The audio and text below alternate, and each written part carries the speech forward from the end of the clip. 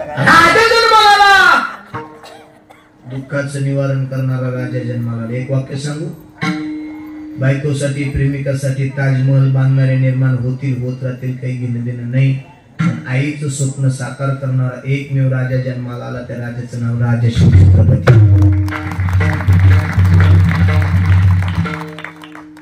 1930 साली राजांचा जन्म झाला। 15 एप्रिल 1645 कोळी माळी मांग मराठा राजपूत भिल्ल वंजारी धनगर इत्यादी सगळे समाज राजांनी एकत्र केले, स्वराज्य स्थापनेची प्रतिज्ञा केली। 45 ला 46 ला तोरणा घेतला, 48 ला शहाजींना सोडलं, 56 ला पुणे जिल्ह्यातील जुन्नर घेतलं, 59 ला अफजलखान पडला, 63 ला शाहिस्ते खानाची मोठा कपरी, 64 ला सुरत तुटली, 66 ला राजा आग्र्यावरून घरी आले, 69 ला पहिला जिल्हा कर परत पाठवला, 72 ला दुसऱ्यांदा सुरत तुटली, 73 ला प्रतापराव गुजर गेले आणि 74 ला 32 मन सोन्याचं सिंहासन रायगडावरती तयार केलं होतं। 32 मन सोन्याच्या सिंहासनावर बसणारा राजा आहे, सामान्य नाही।